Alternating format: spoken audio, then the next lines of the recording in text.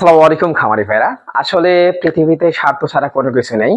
আর এই স্বার্থ ছাড়া পৃথিবীতে কোনো সম্পর্ক তৈরি হয় না। আর এই স্বার্থ ছাড়া পৃথিবীর কোনো সম্পর্ক দীর্ঘায়িত হয় না। হয়তো ভাবতেছেন কিভাবে কি, ইনশাআল্লাহ আমি বুঝে বলতেছি। তার একটা কথা বলে রাখি, এই স্বার্থের মূলত হচ্ছে দুইটি দিক রয়েছে, একটা হচ্ছে পজিটিভ দিক, একটা হচ্ছে নেগেটিভ দিক।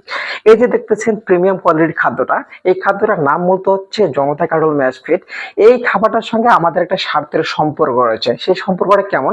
এই খাবারটা খাওয়াই মূলত হচ্ছে আমাদের ফার্মের যে দুর্বল গরুগুলো আছে, এই গরুগুলো মাত্র 2 মাসের মধ্যে আমরা ফুল ফ্যাটেনিং করি, এবং ফ্যাটেনিং করার পরে গরুগুলো আমরা বিক্রি করি। বিক্রি করার পরে আমাদের ভালো একটা প্রফিট আসে, বলতে হচ্ছে আমরা লাভবান একটা হই। এবং এই খাবার যে উৎপাদন করে সানফ্লাওয়ার এগ্রো লিমিটেড, এরা উৎপাদন করে যখন বিক্রি করে এরা লাভবান হয়। বলতে হচ্ছে এখানে যে দুই পক্ষ আছে, আমরা উভয় পক্ষ লাভবান হই। যার ফলে এই স্বার্থের দিকটা হচ্ছে পজিটিভ দিক।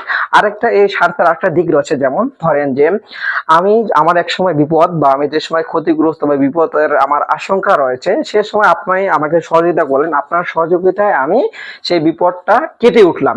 এবং যে সময় আপনি বিপদের মধ্যে পড়লেন, সে সময় আপনি আমার অপেক্ষায় আছেন, কিন্তু আমি আপনাকে সহযোগিতা কোনো প্রকার করলাম না, আপনি বিপদের মধ্যে পড়ে গেলেন। বলতে হচ্ছে কি, এখানে এক পক্ষ লাভবান হচ্ছে এবং এক পক্ষ ক্ষতিগ্রস্ত হচ্ছে। এই স্বার্থের যে দিকটা রইলো, এই দিকটা হচ্ছে নেগেটিভ দিক। আর এই যে স্বার্থের মধ্যে এই নেগেটিভ দিকটা থাকবে, সেই স্বার্থের সম্পর্কে আপনাদের এড়িয়ে চলতে হবে। যদি এড়িয়ে চলতে না পারেন, তাহলে আপনি মাস্ট বি ক্ষতিগ্রস্ত হবেন এবং আপনি কখনো সাকসেসফুল হতে পারবেন না। এই কথাটা বলার বেশ কিছু কারণ আছে, ইনশাআল্লাহ সেই বিষয়ে আমি বিস্তারিত আপনাদের বলবো।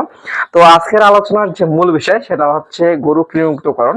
হয়তো আপনারা দেখছেন আমার গরুগুলো মূলত হচ্ছে বেশ কিছুদিন হয়ে গেল। আমরা মূলত গরুকে কৃমিমুক্ত করতে থাকি 8তম দিনে, কিন্তু আমার গরু 8তম দিন পার হয়ে গেছে। বলতে আমি বেশ কিছুদিন প্রচন্ড জ্বর অসুস্থ ছিলাম, যার কারণে আমার গরুগুলো কৃমিমুক্ত করতে পারিনি।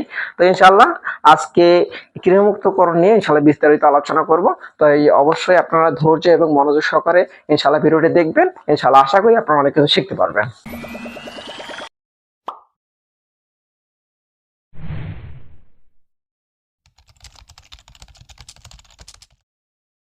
গরু মোটা তাজাকরণের জন্য গরুকে মাস্ট বি, বলতে হচ্ছে 100% গরুকে কৃমিমুক্তকরণ করতে হবে।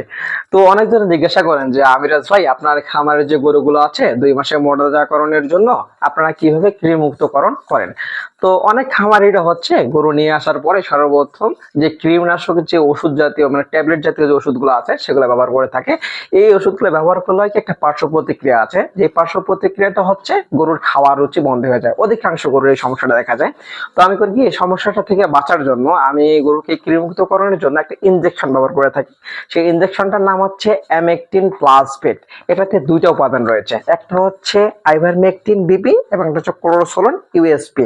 এই অ্যামেকটিন প্লাস ইনজেকশনটা মূলত হচ্ছে গরুর চামড়ার নিচে প্রয়োগ করতে হয়। এটা কোনোভাবে ভুল করে গরুর মাংসে প্রয়োগ করা যাবে না, ঠিক আছে?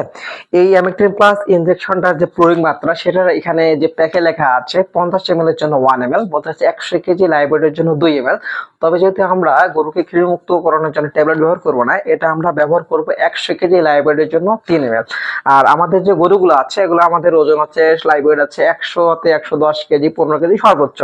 আমরা আমাদের এই গরুগুলোর জন্য ব্যবহার করব 100 কেজি লাইভওয়েটের জন্য 3 ml হারে প্রায় 3 হতে 3.5 ml প্রতি গরু জন্য ব্যবহার করব। এখন দেখতে পাচ্ছেন যে আমাদের গরুর যে চামড়া মানে গলার যে অংশ আছে, এখানে চামড়াটা অত্যন্ত নরম হয়। আমরা এই চামড়ায় ইনজেকশনটা প্রয়োগ করব। এই ইনজেকশনটা আমরা খুবই ধীর স্থির ভাবে প্রয়োগ করব, এবং প্রয়োগ শেষে এই কৃমিনাশক যে ইনজেকশনগুলো হয়, এগুলো হচ্ছে যখন গরুর চামড়ায় প্রয়োগ করা বা যখন গরুকে প্রয়োগ করা হয়, সে সময় এগুলো হচ্ছে মানে তীব্র যন্ত্রণাদায়কের মতো আর কি হয়ে যায়, বা এগুলোকে ধরে যেটা বাংলায় বলে।